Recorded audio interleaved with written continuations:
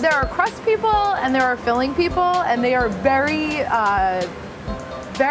adamant. Whichever side they're on, they're very convinced that they're correct. But yeah, there are people who will get their slice of pie and immediately just go for the crust. And I just think that's hilarious, because there's this whole area in the middle that's there for you, and you're like, I just want the edge, I mean, you could shove your whole face in it, I don't care. Whatever makes you happy. I'm Allison Cave, and I am owner and chief pie baker of First Prize Pies, located in the heart of New York City. Today I'll be making my rhubarb frangipan, which is the first pie of the spring season, and also my bourbon ginger pecan, which is my signature pie.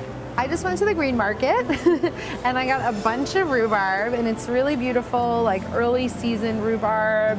You can see it's got really nice pink ends and everything. I think that any good pie maker is going to put a huge amount of time and thought and energy into their pie dough. I mean, I just think it's that's what you're judged by. So my pie crust is a pâte brisée crust. There are all kinds of crusts that you can do.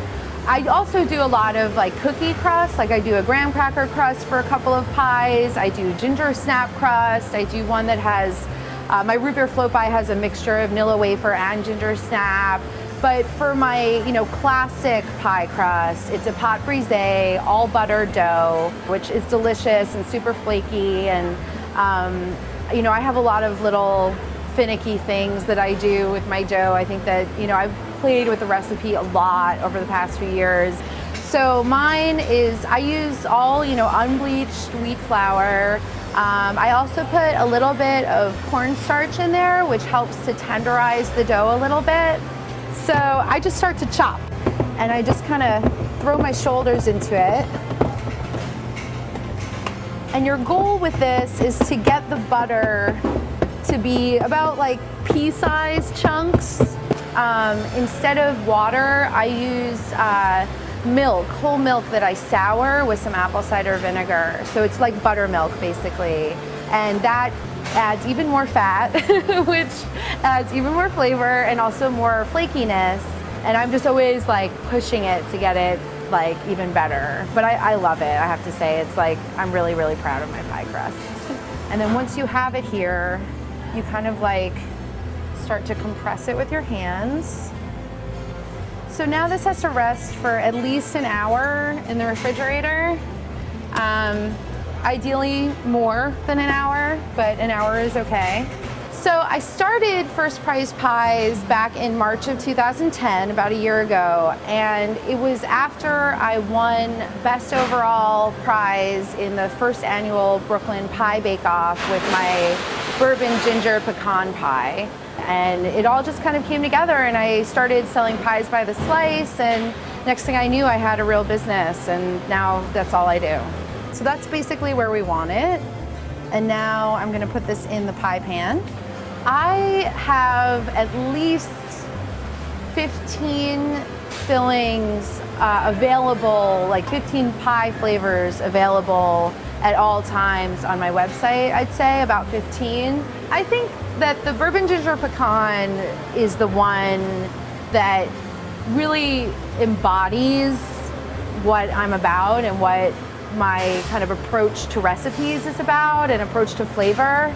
And I think that people really respond to that. I use 3 different kinds of ginger: ground ginger, fresh grated ginger, and chopped up crystallized ginger, maple syrup instead of, corn syrup, really good bourbon, and, I just kind of go heavy on the bourbon, which is important to me. And yeah, that's pretty much it. And it goes in my butter crust, and it's delicious.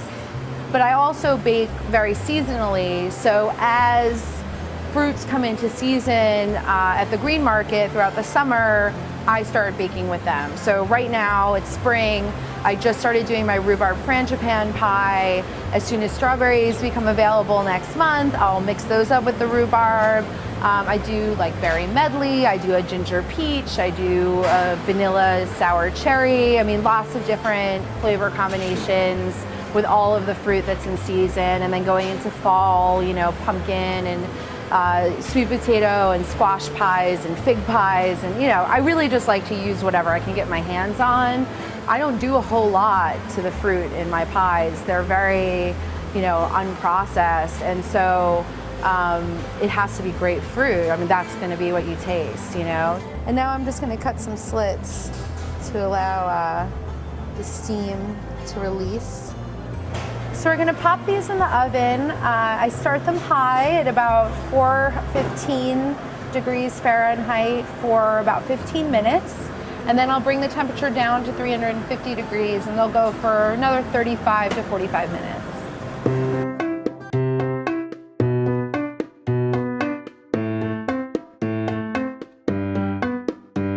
I only sell my pies whole, so I sell large pies, which are 9-inch pies, and then mini pies, which are basically like a single serving. It's almost the pie version of a cupcake. The pies that I bake are also really American, kind of rustic looking homemade pies.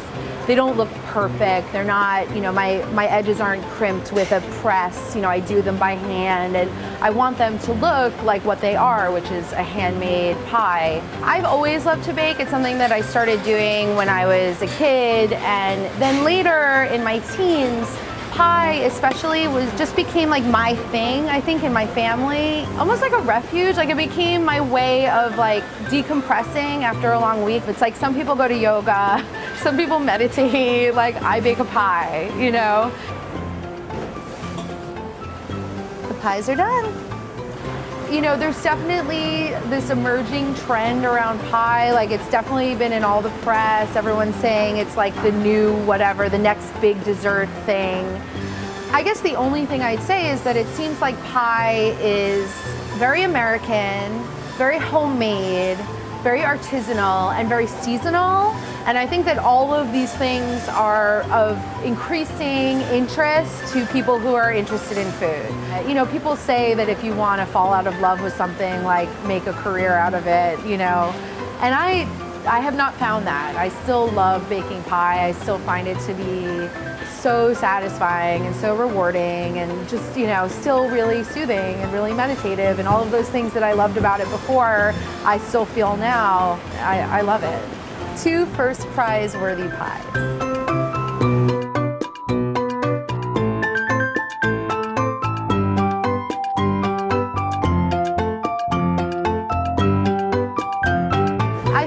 A complete representative bite of pie would be a little bit of the edge of the crust and the filling, so that you get like the real crust, not just the bottom crust, but the outer crust, and then a good amount of filling.